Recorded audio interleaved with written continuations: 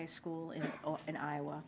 Our hearts break for the families of the victims in yet another act of senseless gun violence. We are grateful for the brave first responders who are on the scene, and unfortunately there is no longer an active threat to the school. I should say fortunate, not unfortunately.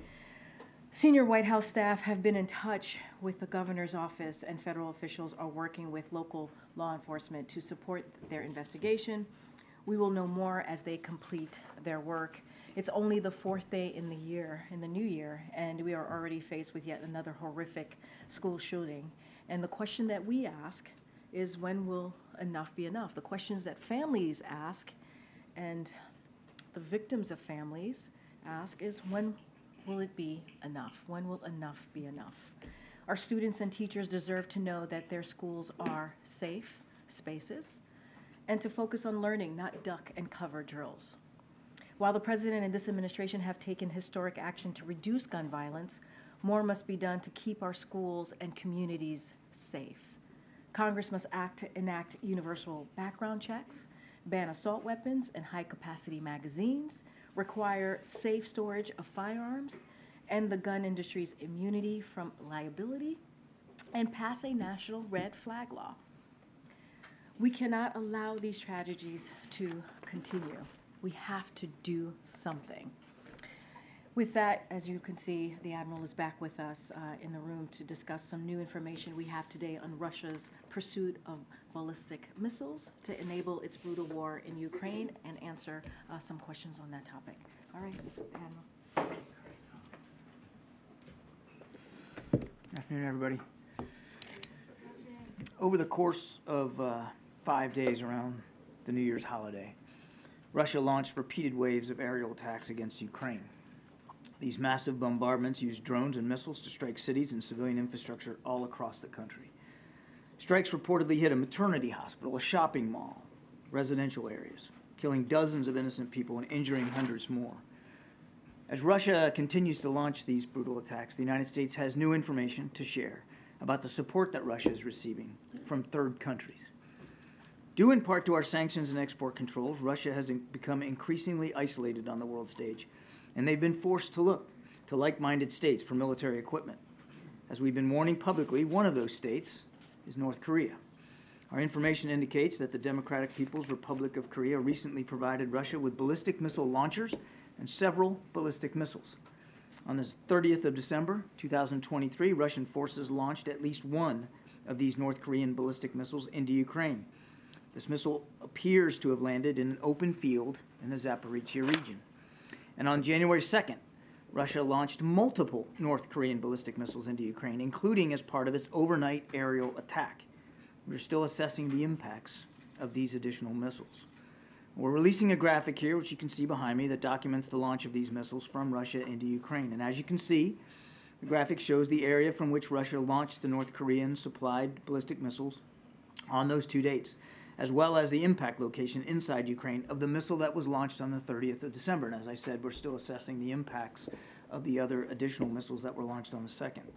We expect Russia and North Korea to learn from these launches, and we anticipate that Russia will use additional North Korean missiles to target Ukraine's civilian infrastructure and to kill innocent Ukrainian civilians. These North Korean ballistic missiles are capable of ranges of approximately 900 kilometers. That's about 550 miles. This is a significant and concerning escalation in the DPRK's support for Russia. Now, in return for its support, we assess that Pyongyang is seeking military assistance from Russia, including fighter aircraft, surface-to-air missiles, armored vehicles, ballistic missile production equipment or materials, and other advanced technologies.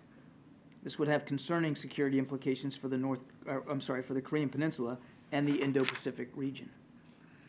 We've also said publicly that Russia is seeking to acquire close-range ballistic missiles from Iran. At this time, we do not believe that Iran has delivered close-range ballistic missiles to Russia. However, the United States is concerned that Russian negotiations to acquire close-range ballistic missiles from Iran are actively advancing. According to press reporting, in September of 2023, Iran's Revolutionary Guard Corps, the IRGC, hosted Russian Defense Minister Shoigu in Iran and showcased its Ababil close-range ballistic missile and other missile systems. This event marked the first public display of ballistic missiles to a senior Russian official visiting Iran since February 2022. More recently, in mid-December, the IRGC Aerospace Force deployed multiple ballistic missile and missile support systems to a training area inside Iran for display to a visiting Russian delegation. We assess that Russia intends to purchase missile systems from Iran. So in response to Russia's activities with Iran and North Korea, we are taking a range of steps with our allies and our partners. First, Russia's procurement of ballistic missiles from the DPRK directly violates multiple UN Security Council resolutions. We will raise these arms deals at the UN Security Council alongside our allies and partners, and we will demand that Russia be held accountable for, yet again, violating its international obligations. Second, we will impose additional sanctions against those working to facilitate arms transfers between Russia and the DPRK and between Russia and Iran. Third, we will continue to release information to the public and expose these arms deals, as we are doing today, because we will not allow countries to aid Russia's war machine in secret. But here's the bottom line. The most effective response to Russia's horrific violence against the Ukrainian people is to continue to provide Ukraine with vital air defense capabilities and other types of military equipment. To do that, we need Congress to approve our supplemental funding request for Ukraine without delay. Russia is relying upon its friends to replenish its military stockpiles and enable its war against Ukraine. Iran and the DPRK are standing with Russia.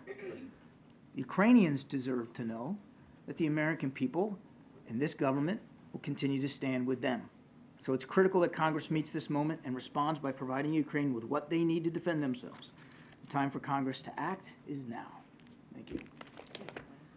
Thanks. John, can you talk a little bit about how you obtained the information? Where did it come from? And then also, do you have any idea whether there are more that Russia has more from the DPRK coming as well, or have they sort of exhausted DPRK and now they're moving on to Iran? So on your first question, I think you understand, I have to be very careful here. We have been able to downgrade this information to provide to you today. As you know, intelligence is a mosaic, and we get information from many different sources that are corroborated and knit together to create the fabric that you saw today. So I'm not going to really be able to go into great detail about all the pieces that helped us put this together, but it was a wide range of intelligence sources over a period of time. As for their inventory now, again, I want to be careful here, but I would just put it this way, that we haven't seen anything that would tell us that Russia is not still reliant on munitions and missiles from North Korea. And as you remember, we also downgraded some information months ago about their procurement of artillery shells. So this is a relationship that has been ongoing, and we're obviously deeply concerned that it appears to still be in force, and that's why we're going to take those actions here at the UN. And in regards to Iran, how close is Russia to obtaining or to purchasing missiles from Iran? All I can tell you is what I said at the top, which is we have not seen them consummate a deal for close-range ballistic missiles. Go ahead, Michael. Admiral, I think you said in your topper that you sort of attributed part of the reason that Russia is having to go to these sources to the success of American sanctions aimed at their domestic production. But in our reporting suggests that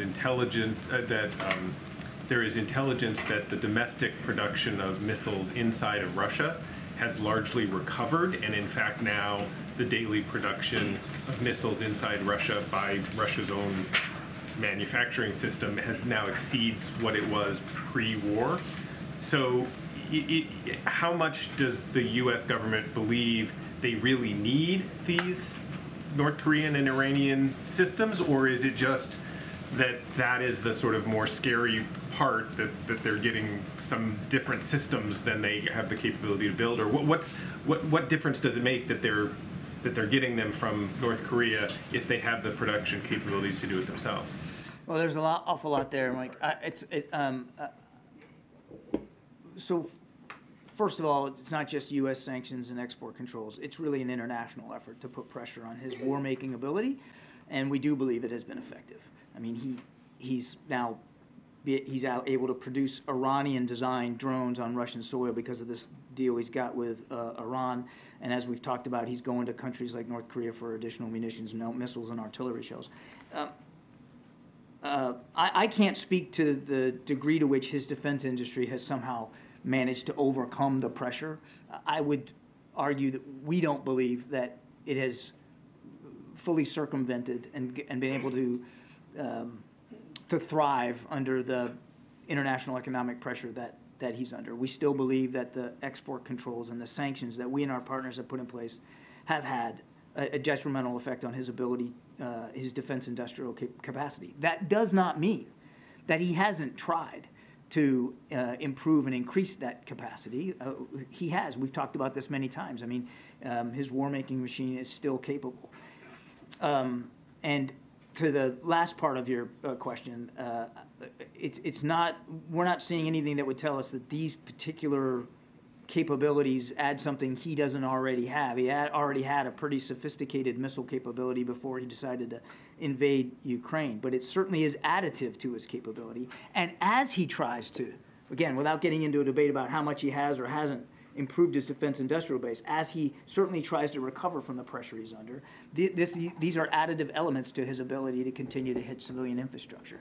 It is, though, of a piece of a larger effort by Mr. Putin to weaponize the winter, to target specific civilian infrastructure and facilities to try to break the back of the Ukrainian people. John, I want to go back to something you said yesterday. You said Hamas still has a significant force posture inside Gaza. And I'm wondering how you square that with the civilian casualties. I mean, if an estimated 22,000 people have died, and you're saying that Hamas still has a significant presence in Gaza, aren't you essentially saying that this campaign is not effective? No, that's not what I'm saying at all. First of all, we're not chipping in from the sidelines here and giving them a report card on all their operations. You can still be effective against the leadership of an organization and still have many members of the organization survive. They have gone after the leadership at various levels, and they will continue to do that. But I don't see the dissonance there. You don't. So you deny that the civilian casualties are disproportionate to achieving their objective of eliminating Hamas? We've been very clear about civilian casualties, Mary. Zero is the right answer. We want to see them do more to reduce the impact on the civilian population and to protect innocent lives. I mean, we don't want to see a single more civilian killed here. I guess when the civilian casualty outweighs the losses to Hamas this significantly, this drastically, if that many people have died and you still have a significant presence inside of Gaza, at what point do you say this strategy isn't working?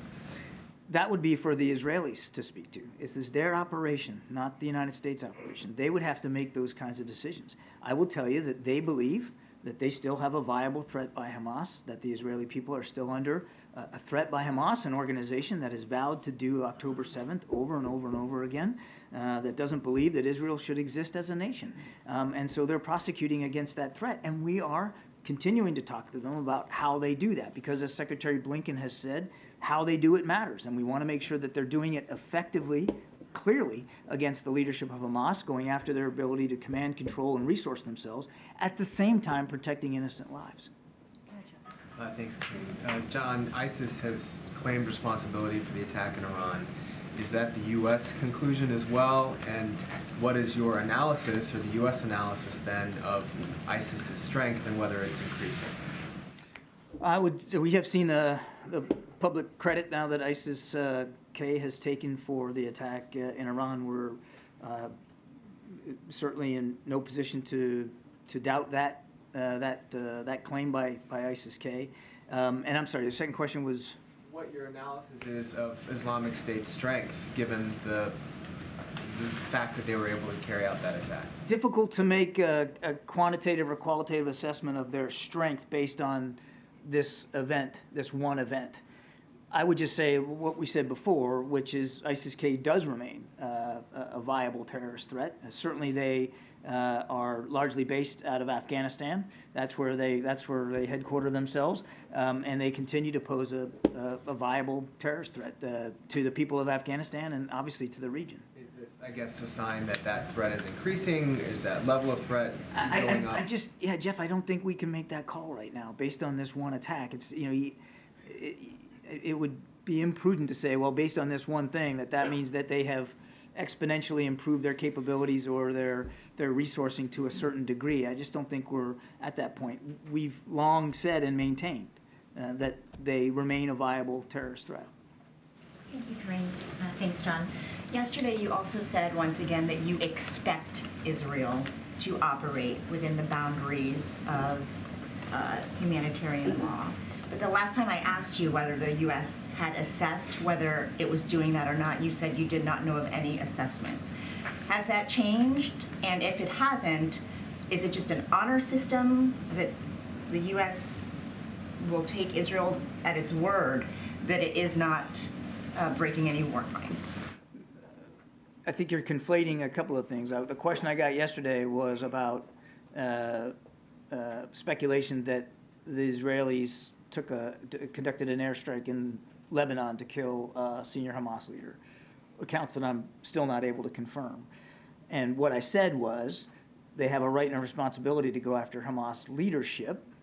They've said that they're going to do that, same kind of tactic that we would and have approached against groups like ISIS and Al-Qaeda, but we expect them to do it in accordance with international law, is what I said, and that was the context with which I said it. It wasn't about civilian casualties. It was about a proposed airstrike, a reported airstrike in southern Lebanon. Now, to the thrust of your question, we continue to talk to our Israeli counterparts about, again, the manner in which they're conducting military operations, and with the foremost in mind, the need to protect innocent civilian life. And as I have said before, we have seen them act in ways that demonstrate that they are making an effort. That doesn't mean that more can't be done or more shouldn't be done. We don't want to see a single more innocent civilian life taken. But they have, for instance, they have reduced their reliance on airstrikes. They have, in some cases, conducted operations at smaller unit levels so that they can be a little bit more precise. They have publicized areas where people can go to be safe from combat operations, and they have opened up humanitarian corridors. So they are making an effort. Again, doesn't mean that more can't be done. So I hear what you're saying, and if you continue to say you do a lot of talking to Israel, you do a lot of talking to partners in the region. Have you taken any action to this day to assess whether Israel is following the rules of war or not? I am not aware of any kind of formal assessment being done by the United States government to analyze the compliance with international law by our partner Israel. Why not? And how can you be sure then that the weapons and resources that the U.S. is supplying is under those guidelines? I would just tell you that we have not seen anything that would convince us that we need to take a different approach in terms of trying to help Israel defend itself. Thanks, John, Admiral. There was a strike in Baghdad today that killed a military commander of a pro-Iranian group. Just wondering if you can confirm whether the United States was responsible for that strike. I think I'm going to refer you to the Department of Defense on that one. But didn't you ask me yesterday about Palestinian taxes? I did not. Somebody did. I'll take an answer. Yeah, but I actually, if you don't mind, I screwed this up. I screwed this up yesterday. So I was asked yesterday about whether we think Israel should agree to the Norwegian plan that would allow taxes that Israel collects for the Palestinians to be transferred to the PA. This is Palestinian money. We've been clear that those revenues should be released to the Palestinian people. I got it wrong yesterday, and I just wanted to correct the record. Thank you, Karine. Just quickly, John, on the strike in Ukraine, is the fact that the North Korean missile landed in an open field indicative of a failure of the missile of some kind? Yeah, I think it's just too soon to know that. We don't have any specific data analysis that tells us it was a failure of the missile. Could have been a targeting issue. Could be a missile malfunction.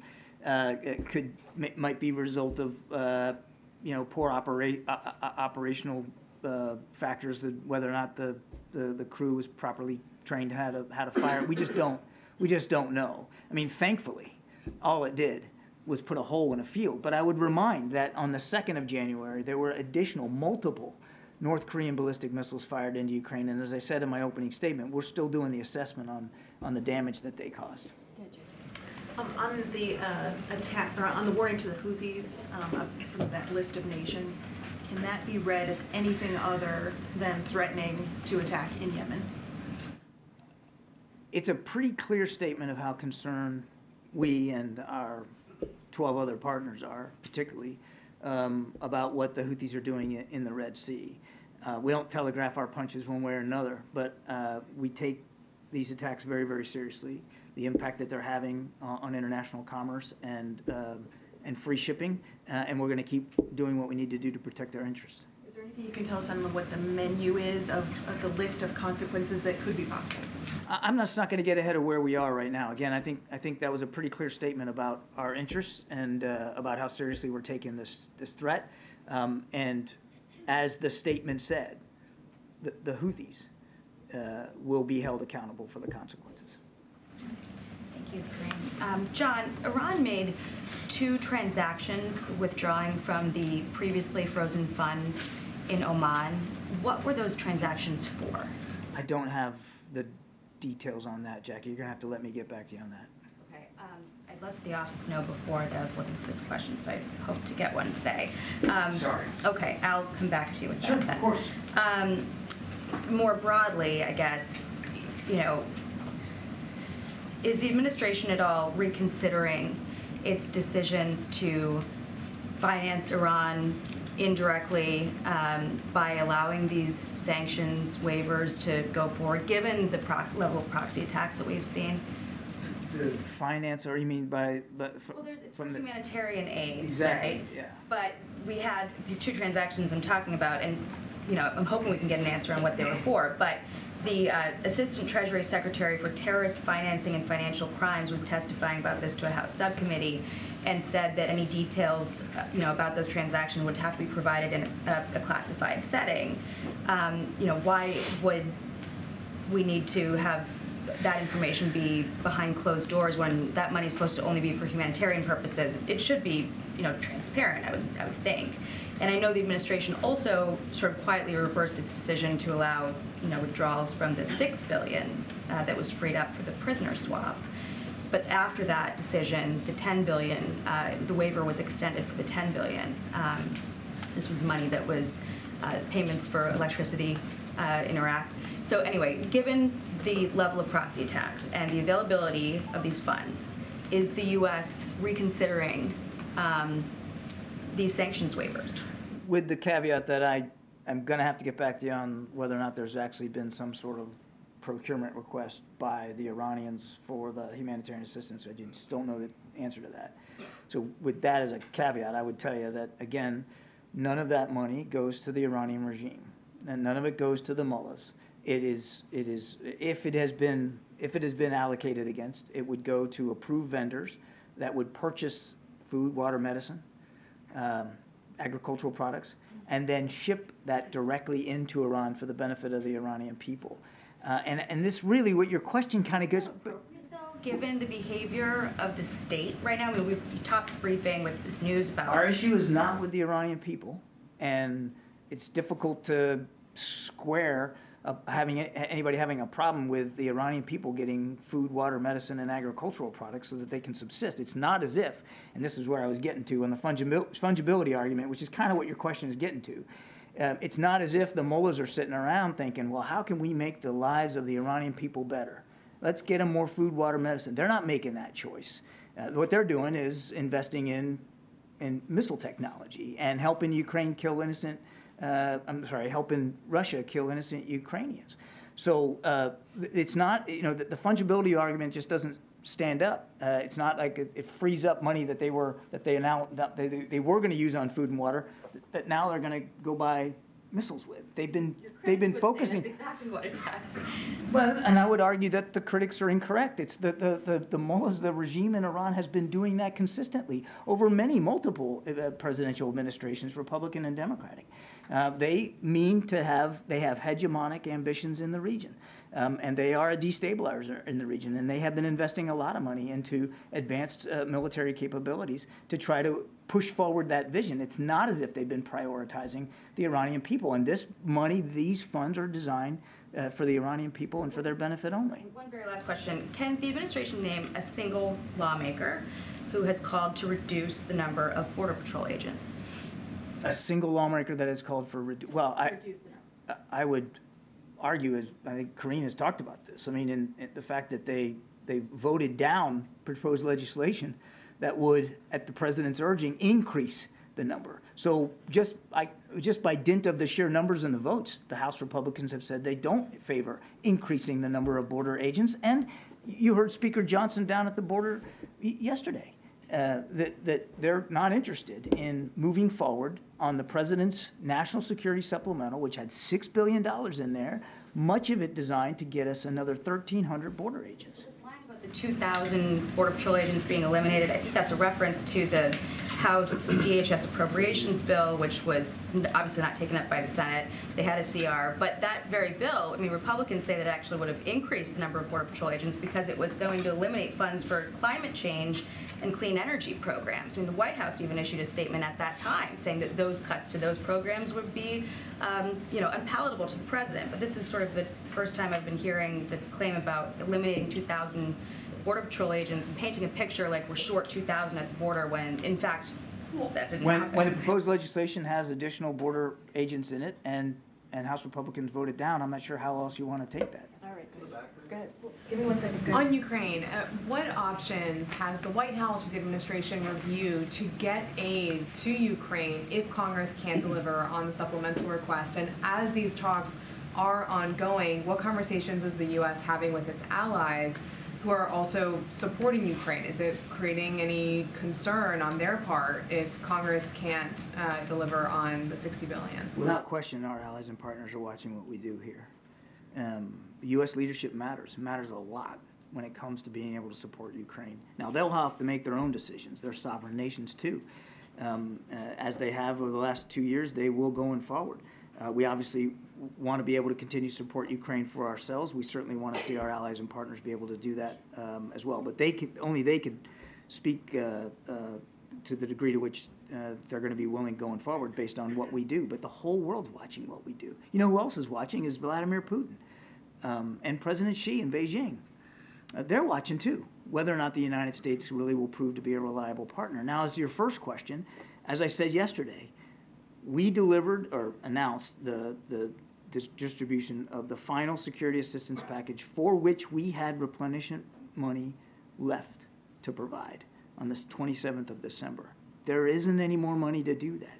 Now, I'm not going to get ahead of where we are and speak about hypotheticals or branches that we might try to pursue going forward, but we need this money. The answer to this problem, as I said in my opening statement, is Congress acting on the supplemental request so that we can continue to help Ukraine defend itself. Thank you so much. A quick question on the conflict in the Middle East. Does the administration believe that the blast in Tehran is linked to efforts to widen the Gaza war to the broader Middle East? And I asked the same question about the U.S. strike in Baghdad that we reported today. On the U.S. strike, I'm going to refer you to the Department of Defense. I'm not in a position to speak to that specifically. I haven't seen anything that indicates there's a direct link to what's going on in Gaza and with the attack in Iran on the anniversary of Soleimani's death. I haven't seen anything tangible that would tell me that there's a link there. And then while Ukraine waits for a replenishment of its air defense systems, are you worried that Russia could destroy some of its batteries, like the Patriots and then NASAMS and whatever they're called? And how is that a priority to replenish them once you get the funding? We would absolutely prioritize air defense capabilities with additional funding that we expect to get for Ukraine, or we hope to get for Ukraine. Yes, air defense would be top of the list. Thank you. On Iraq, John, how do you balance going after militias who threaten the U.S.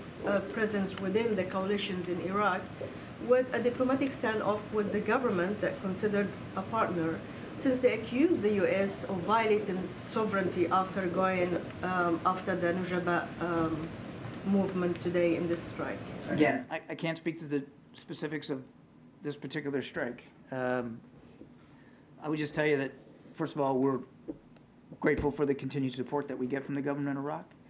We are in advise and assist capacity only to help Iraqi security forces continue to go after a still viable ISIS threat in Iraq. And that partnership continues. Unlike Iran and the IRGC, we actually respect Iraqi sovereignty, and we take that seriously. You know what else we take seriously? Defending the lives of our men and women in uniform who are in Iraq, at Iraq's invitation, to help them get better against this terrorist threat. We take that seriously too. We have a right and a responsibility to make sure that they are well defended. And as the President has said, we'll continue to do what we have to do to protect our people. One more. You said that Israel conducts this war and you want to see zero civilian casualty. Many believe that without the U.S., Israel cannot conduct this war because you support them militarily, you shield them at the UN Security Council. So you have huge leverage over the Israelis how they should conduct this war, especially that we've seen cabinet ministers attending a war cabinet in Israel, which we haven't seen before with other allies. So would you say that you actually can help to push more to reduce the number of civilian casualties, to increase humanitarian aid to Gaza, considering that aid organizations are saying that by February, Gazans are facing famine in the 21st century? First, let me say we're very mindful of the humanitarian crisis that exists in Gaza, whether it's food, obviously medicine, water. And that is why, to your specific question, we have worked hard since the beginning of this conflict to talk to the Israelis about how they're conducting these operations, to lead the world literally in increasing humanitarian assistance inside Gaza now. Now, there's 2 gates open, Rafah and Kerem Shalom. That's not by accident. That's because our American diplomatic efforts have done so much to get those gates open. And the trucks continue to flow. Not as much as we want, but they are. We're leading the world in terms of trying to make sure that we can alleviate that humanitarian suffering in Gaza. And that takes a lot of tough conversations sometimes with our Israeli counterparts, but we're not shying away from that. Secretary Blinken is literally on his way back to Israel today as we speak to have these continued conversations with our Israeli counterparts. Thank you, Karine. Thank you, John. About Chinese spy balloons, Taiwan Defense Ministry stated yesterday that they spotted several Chinese balloons over the island. Does the White House have any reaction? Also, are you concerned about election interference as the election is approaching? I'm not in a position to confirm reports about balloons over Taiwan. I'd certainly refer you to officials in Taiwan and to Beijing to speak to that. We obviously support the democracy and the democratic institutions of Taiwan. And we want to see free, fair, open, transparent elections there. And we're certainly mindful that outside actors could try to interfere. And we continue to urge anyone outside Taiwan not to interfere in their ability to have a free, fair, democratic election. Thank you, Karine. Happy New Year, Karine. Happy New Year, Admiral. On a somber note, Kfir Bibas, the youngest hostage being held captive in Gaza, turned 1 yesterday in captivity. So, Kfir, wherever you are, Yom Holedet Sameach, happy birthday. Kulanu mitpalelim mishulcha, we're all praying for you. I have 2 questions about the recent U.S. intel report that came out regarding the Shifa Hospital being used as a Hamas command and control center. First of all, can you share with us what new information has come to light now that we didn't already know back in November when the Israelis took control of the complex? I'm not aware of any new information that has come to light since the Israeli operation at Al-Shifa. So this recent intel assessment is only confirming what we already knew then? It is. Okay. And my second question is, what's your reaction to U.S.-funded agencies like UNRWA that have had a presence in these hospitals, that have had schools that is being alleged to have been used as stockpiles for weapons? Does this make them complicit in any way? How does the administration view this? And is there any way that you plan on adjusting your strategy moving forward as far as dealing with UNRWA and other such agencies? UNRWA, the UN relief agency, does important work. In fact, they're doing a lot of heavy lifting right now in terms of trying to get food, water, medicine to the people of Gaza all up and down the strip. They're doing a lot of work, and they're doing it in harm's way, very much so in harm's way. And you can't hold them accountable for the depredations of Hamas and the way Hamas uses civilian infrastructure, including hospitals, for command and control, for storage of weapons, for the holding of hostages. Shouldn't they at the very least raise the alarm if their own facilities are being used in a military? I'll let the UN speak to their agency and what alarms they want to raise or not. We gave them $1 billion. They do good work in Gaza, and they are important to helping get the humanitarian assistance to the people of Gaza. And we're grateful for that work that they're doing, very much in harm's way. I'll let them speak to whatever concerns they have over Hamas's activities and the degree to which that they feel obligated to speak out or not. It's not some state secret here that Hamas hides itself in hospitals and schools and digs tunnels under residential complexes and neighborhoods. I mean, this is what the Israelis are up against, a group that absolutely doesn't abide by the laws of war and has no compunction about putting civilian lives in greater danger. If I could ask you very quickly, John, about the U.S. service member's mother and uncle who were safely freed thanks to a rescue operation from Gaza. It happened in the last several days. I know the U.S. military was not directly involved in this. Can you tell us what role the U.S. played in any way, how this came to be, how the White House became aware of the situation? What, if anything, can you tell us about those circumstances? Yeah, Peter, well, first of all, we're glad they're out. I'd couch this more as part and parcel of an ongoing effort that we have had working with Israeli counterparts and the Egyptians to allow for safe passage of Americans out of Gaza. I mean, this is part and parcel of that larger effort. So this being related to a U.S. service member didn't make it any different than any other American you would be trying to get out? Because it's not clear. I think the uncle was a U.S. citizen. It's not clear that the mother was. I just didn't know if there was any unique circumstances here. No, certainly considered them for all intents and purposes, of course, considered them Americans, and we're glad that they're out. There was no U.S. military involvement here. This wasn't some sort of special operation to get them out. Understood. Then if I can ask just one other separate question. Would the U.S. support Israel if it pursued and killed members of Hamas leadership in another country within the bounds of international law, say if it happened in Qatar? I don't want to get into specific hypotheticals here. We could go down the responsibility to do it as long as it's within international law. So would that also apply to Qatar? We could go down a lot of rabbit holes here, Peter. I'm not going to get into hypotheticals. As I said, they have a right and responsibility to go after Hamas leadership. Our expectations are that they'll do that in accordance with international law. Andrew, you have the last question. Can you just add a little bit more detail on Russia? Can you say how many ballistic missiles Russia is hoping to get from Iran? These are close-range ballistic missiles that you're talking about. Yeah. I don't have that level of detail. We don't believe a deal has been consummated, so it's difficult to get into too much detail beyond that. And you said that there are that Russia has received several ballistic missiles from North Korea. How many are remaining that could still be shot into? Yeah, that's the question. Sort of a similar question to what I got before. I'm not at liberty to go beyond the information that I was able to give you at the top here. Okay. Thanks, Admiral. Appreciate it. Thank you so much. Thank you, John. Thank you. Thanks, Admiral. All right, Colleen, you want to reset us? Yes. Okay, so on Senator Menendez from yesterday, does the president believe that the senator should have any access to sensitive information given the gravity of the allegations against him? And look, as you just said, this is serious. The situation is very serious, and we have said that many times before. We think it is important, right, that he did indeed step down from the chairmanship.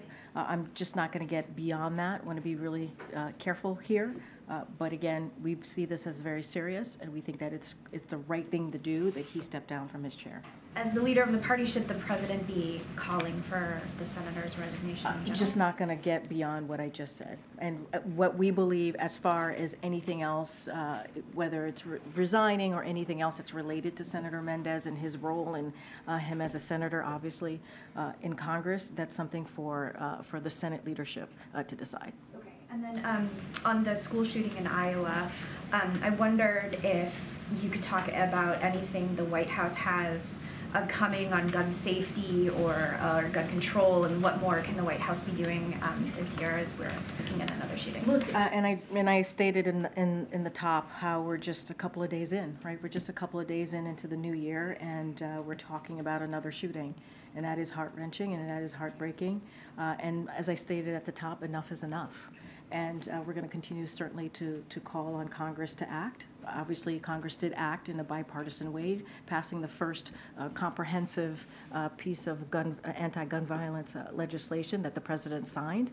And so we are happy that we got there, and the president obviously has taken more action than any president in his first 2 years, signing more than 24 executive orders to deal with this epidemic that is the #1 killer of our kids.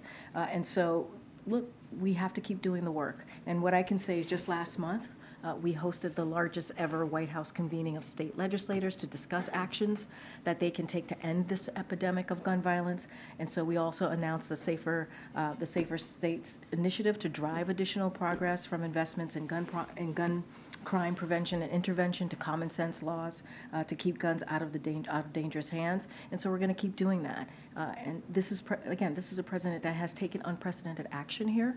We're always going to look for other ways to deal with this. We've started, obviously created the first anti-gun violence office, which is incredibly important. It's helping communities it's going to help communities like the community in Iowa, but also implement. We also have to implement these more than 24 executive actions that the president signed into law. Okay, JJ. On the child tax credit, would President Biden be open to a tax deal that includes a child tax credit being expanded and renews the expired research tax credits? So obviously the president strongly believes that any bill that is out there in Congress that certainly cuts taxes for big corporations must cut taxes for working people and families with children, right? Especially to reduce child poverty. That's why the American Rescue Plan, the first piece of legislation that this president signed that only had Democrats votes on it, was so important because it had that child tax credit in it. And what we learned from that is it helped cut child poverty by nearly half. And so obviously this is something that the president supports. And so we'll see. We will see what Congress brings forth. So the part about renewing the expired research tax credits, he also supports that? So that is something that I need to be really mindful and talk to our team here about that. I just don't have anything beyond that, but obviously this is something that is incredibly important to the president. We want to make sure that what bill comes out, if there is a bill that comes out in this legislative session, as it gives tax cuts for big corporations, that it must also give tax cuts for working families. That is something that we have seen from this Congress in the last legislation putting forth those types of bills, and so that's what the president would certainly want to see. Thank you, Karine. On the southern border, in an interview with CBS News, House Speaker Johnson said on his first day in office, President Biden came in and issued executive orders that began this chaos. Did any of the administration's policies contribute to the record number of border crossings? What I can say is this. On his first day in this administration, the president put forth a comprehensive immigration piece of legislation to deal with a broken system. That's what the president did, to deal with a broken system. We were just a couple of weeks away of 3 years ago that legislation that he put forward to Congress to actually deal with an issue, right? And so that's what I can say. The president understands that there's a problem at the border. He put forth on his first day something to deal with that problem. And what we continue to see from Speaker Johnson and Republicans, House Republicans, I know Jackie asked a question about something that I said yesterday in May, and I'll repeat it. I repeat what I said yesterday. In May, House Republicans decided to vote on a bill that would cut 2,000 Border Patrol agents at the border. That's what they did. That's what they did. And they continue to obstruct and get in the way of of the president wanting to move forward with a supplemental that includes border security. They're getting in the way of it. They are. While Senate Republicans and Democrats in a bipartisan way are trying to find a way, a bipartisan agreement to deal with border security, you have House Republicans who left. They left in the middle of December, and I think they come back next week. Maybe they'll get some work done. Instead, they're playing politics. So is that a no? Look, what I can say is what the president has done. I'm not going to speak to data. I have not seen any data that would show this, so certainly I can't speak to that. What I can say is the actions and what the president has done and how seriously he has taken this on his first day, understanding that this system has been broken for decades. This immigration system has been broken for decades. Under a Republican president, under a Democratic president, it has been broken. And as negotiations continue, are there any red lines for the White House when it comes to negotiating what Republicans are demanding when it comes to policy? Look, I'm going to stay consistent here. I'm not going to negotiate from here, from the podium. I'm going to let folks who are negotiating, the senators, both on the Democratic side and obviously on the Republican side, who are negotiating this. Obviously, we have been involved. They've been talking through the holidays. We really appreciate their efforts here. We think we're headed in the right direction, and so it is best from this podium to not get involved and not inject myself into the conversation, and so we're going to let them do their job. Thank you. Okay. On House Republicans and getting this supplemental request passed, House Republicans have made clear to this point that they are not interested in signing off on a border deal, anything short of H.R. 2, which they passed. So is there any outreach from the White House to House Republicans to try to get the supplemental across the finish line and get a deal? They went home in December. They literally went home in mid-December. That's what. Is it a miscalculation by the White House to not be in touch with House Republicans who are necessary to get this? We're in regular touch with Senate Republicans who are at the table with us, with other Democrats in the Senate, having a real conversation about a bipartisan agreement. They're talking for themselves. They basically took action by leaving in mid-December while the Senate side was actually having conversation to deal with an issue.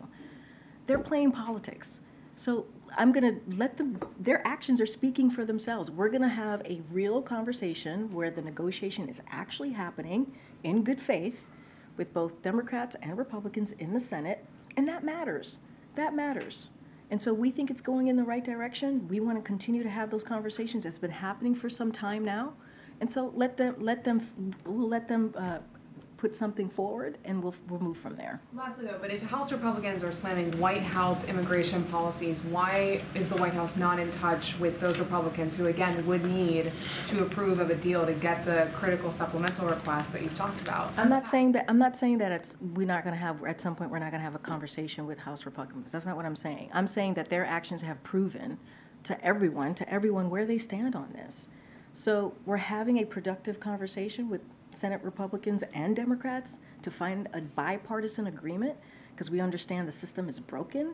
It's been broken for decades, the immigration system, and that is important. Let's not forget, this is a president that has been able to come together with Republicans and put forth hundreds of bipartisan agreements, legislation that have been that he signed into law. That's something that he understands how to do. His team understands how to get that done.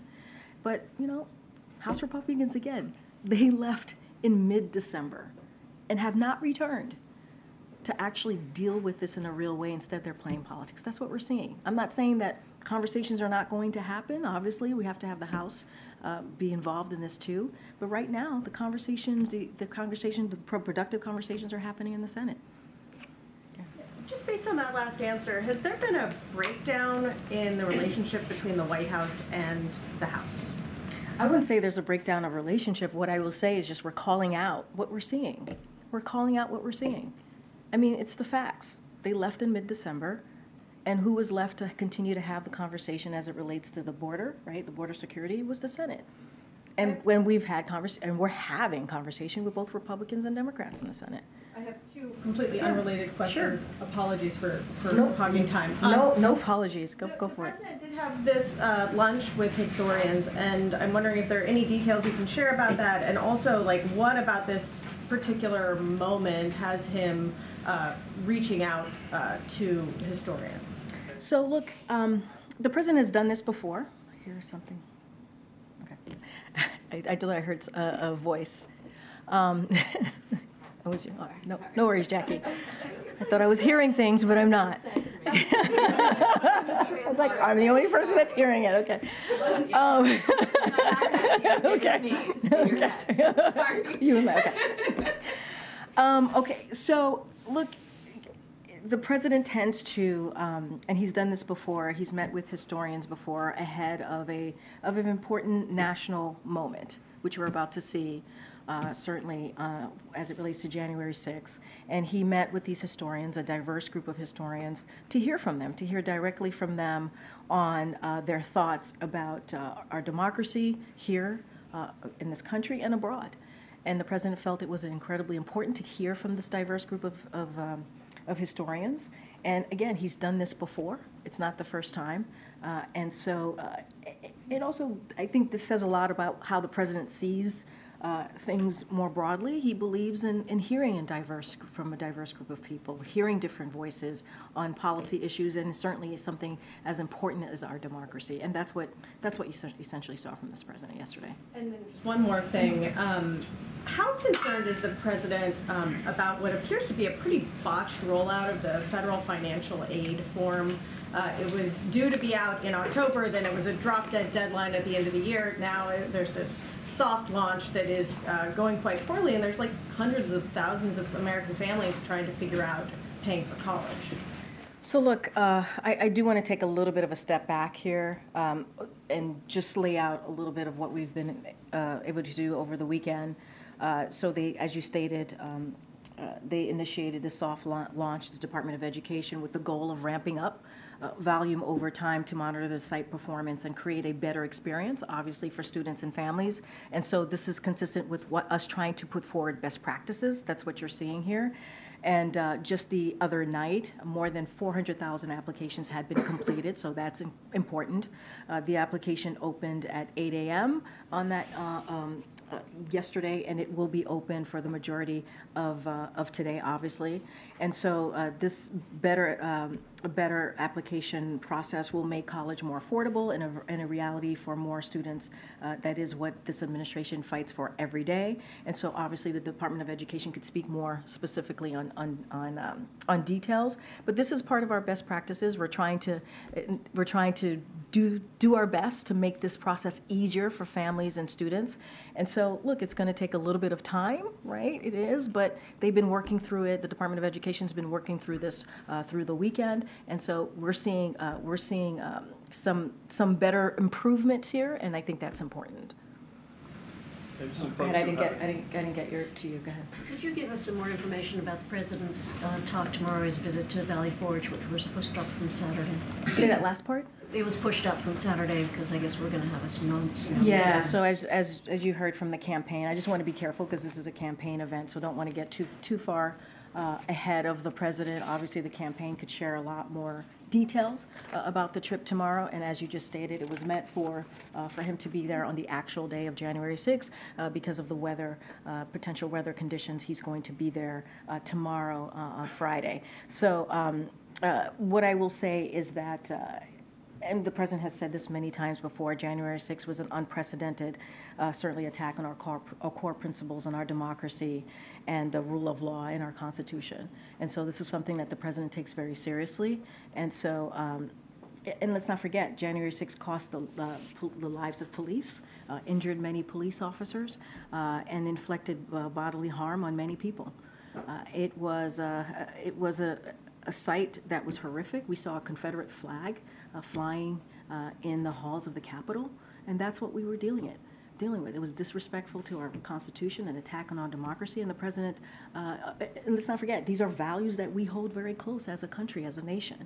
And so the president's going to continue to speak about this. He's going to continue to be very vocal about this. And so certainly you'll hear that from the president, but I want to be really careful because it is a campaign political event, so I don't want to get too far into Why it. the choice of Valley Forge as opposed to He'll doing speak this? more to that tomorrow. I'll let the president speak to that. All right, go ahead, Karine. The NAACP and community leaders are decrying a ruling from a judge in Jackson, Mississippi, a predominantly black city, the capital of Mississippi, that would allow state leaders to appoint a judge and prosecutors as opposed to the residents being able to elect those that judge and prosecutors. They say this is racial discrimination and an issue of democracy. Does the White House have a position on this ruling? So as you know, it's an ongoing litigation, so I want to be careful we don't comment on ongoing litigations. But while the federal appeals court temporarily halted this decision from moving for now, it's important that every state respects the democratic process and the will of the people. That is something that the president believes. And the denial of self-governance is an affront to the democratic values on which our nation was founded. And so the people of Jackson, certainly like any other American across the country, they deserve to have their voices heard. That is important. That is something that the president believes, certainly, and also the vice president and the rest of the administration believes. So I'll leave it there because, as you know, the litigation is continuing. Tomorrow's job reports numbers that will come out tomorrow. The White House has touted a lot last year's record low black unemployment rate, but that only tells one part of the story in terms of the black economy. While black wealth has increased, so has the racial wealth gap. Home ownership for black Americans continues to be at just as low as it was in the 1960s, and the price of homes is still pretty high. Are there any indicators that the White House can point to that suggests that the economic conditions for black Americans will improve this year? Yeah, so I have a couple of indicators that I'm happy to go through with you. I'll say this at first, though. The president has talked about investing in America. He talks about his Bionomics plan and how it helps all Americans and make sure it doesn't leave anybody behind. And one of the things that, as part of that, one of the things that the president has done with his plan is make sure that we invest in black communities. That is something that the president finds to be incredibly important so that we do not leave communities behind. And you saw the president go to Milwaukee, Wisconsin, where he visited a black small businesses and talked about how black small businesses have been essentially growing under this administration, and that's important, and by millions. The numbers by millions more broadly on small businesses being created on this administration, so that's important. So a couple of things that we saw data because of the American Rescue Plan that the president signed, first piece of legislation that he signed that only Democrats voted for in Congress. We've seen a couple of things. Over 2.5 million black Americans have gained jobs, and the black unemployment fell from 9.2% to 5.8%. Black wealth is up at a record 60% since 2019. That's something that you just stated in your question to me. The number of black households owning a business has more than doubled since 2019, and black business ownership is growing at the fastest pace in 30 years. And something else, too. There's 2/3 of new clean energy jobs are in communities of color, including nearly 60,000 in black communities. And let's not forget the insulin cap, right, for our seniors that the president was able to get done under the Inflation Reduction Act. That's going to have a huge effect on black communities as well. So these are the actions that the president has been able to take through legislation, right, very, very important legislative actions that we have seen communities like the black community be able to see an investment in their communities and also not be left behind like they have been for decades. Go ahead, Dan. Yeah, thanks. I'm going to ask you about electric vehicles. So Ford today says that in 2023, last year, their EV sales accounted for 3.6% of their overall sales. GM says that it only sold half of what their target was for EV sales. Any consideration to moving some of those EV mandates back and let the technology and market preference catch up? So, Ed, I'll say to you that we have seen 51% of an increase in EV sales. 51%. That's the numbers, and that's across the board. That's the data that we have seen. I'm sure you've seen that number as well. And so I think that's pretty important. As we talk about climate change, clean energy, that's important that we're seeing such a boost in electric vehicles. But when you look at the actual numbers, like GM sold 2.6 million cars and trucks in 2023. 76,000 of those were EVs. Ford sold 2 million cars and trucks. 73,000 were EVs. So clearly about 96% of the consumer is saying that they don't want electric vehicles. So why not? We saw a 51% increase in electric vehicles. That's what we've seen, and that's important to note. Okay. Okay. Good. Thanks. Sorry. Karine, no worries. What's the White House's reaction to members of President Biden's own administration protesting, or the case of somebody at the Department of Education this week resigning in protest against the president's policies on Israel and Gaza? Look, we've spoken to this before, and what we'll say is that people have the right to voice their opinion. We understand that these are times where people have, it's an emotional time, and we understand that. As it relates to, I think, the Department of Education, I know they put out a statement, so I would refer you to the Department of Education, but that is something that we get. Like, people have opinions, they have thoughts. These are incredibly, personal times for people, right? But I'm not going to say much more on each resignation or each comments that people may have. I'll just on that particular one, I would refer you to Department of Education. Back on that president's speech tomorrow on democracy, in a December AP poll, 8 in 10 Republicans said democracy would be weakened if Biden were reelected, and that was also the view of 56% of independents. So is the president's speech tomorrow aimed at trying to convince Republicans and independents otherwise, or is it more aimed at sort of rallying Democrats about how important an issue this is?